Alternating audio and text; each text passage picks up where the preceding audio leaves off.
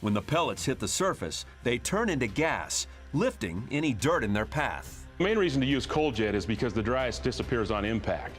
So you're not going to damage things that you would with other cleaning processes. Velocity is the key. We could This may accelerate be the one particle. thing on Earth that can cut through the toughen light. We don't walk away from any challenge.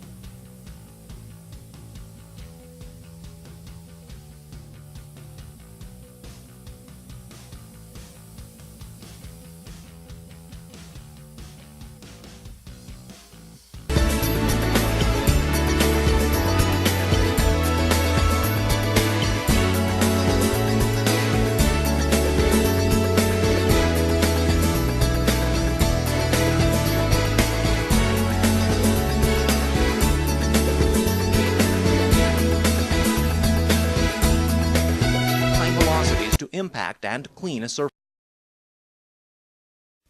Since first being introduced commercially in 1987, dry ice blasting has grown to become a vital part of the industrial cleaning practices in a broad range of industries and will not alter most industrial substrates.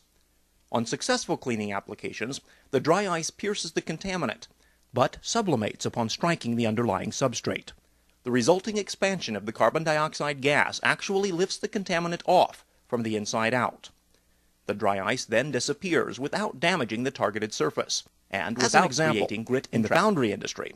Dry ice blasting is ideally suited to clean hot core boxes and permanent molds in place. Mold cleaning is a common dry ice blasting application, not only in foundries, but also in food manufacturing and in rubber and plastics molding.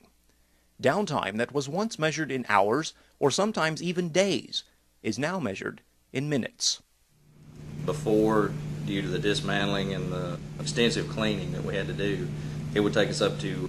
Savings are also quite impressive. Required 8 man-hours to hand clean this. That were normally very difficult to clean. All of the structures are bonded together with sealer, and the ability for the sealer to have good adhesion to the airframe components is completely dependent upon how well the structure has been cleaned. And solvents that we use to clean those areas have come under a ban from the EPA. What we found was that the dry ice blasting took care of that need excellently. In other words, we were able to clean better than we could with solvents.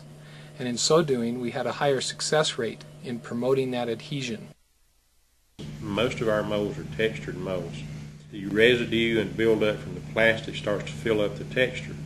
And by keeping the molds clean and by keeping the residue out, we get a much sharper texture definition after the part is painted, which makes it a better looking part and in turn makes our customers happier. Dry ice blasting is far more thorough than hand scrubbing and can be safely used around belts, hoses, electrical wiring, and other areas where grit blasting and power washing are forbidden. In some cases, dry ice blasting offers a way to clean where none previously existed. There are areas of the press that you cannot get to with a rag and blanket wash. You can't get in between the cylinders on the side frame. You can do a little bit of cleaning in that area, but to thoroughly clean that takes a whole lot more time than what it takes to use the dry ice machine. We were actually looking for ways to clean them. You know, we were kind of at a dead end.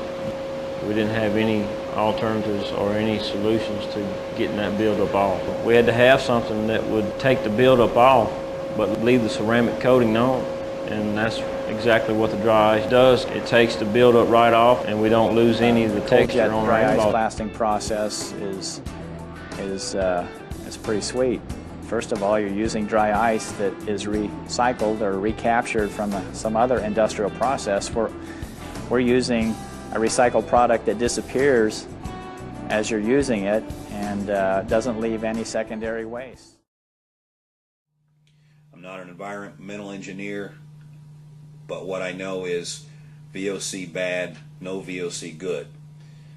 The dry ice cleaning system offers us an environmentally friendly way to clean the press. Some of the ways that it's an advantage for us is, like I said, it's the solvents. The mechanics trying to use the solvents, which bothers their eyes, irritates their eyes and their nose, and also the cleanliness of it as far as using the dry. There's no carrying chemicals or using the wire brushes, and it's just a much more simpler, cleaner process for us.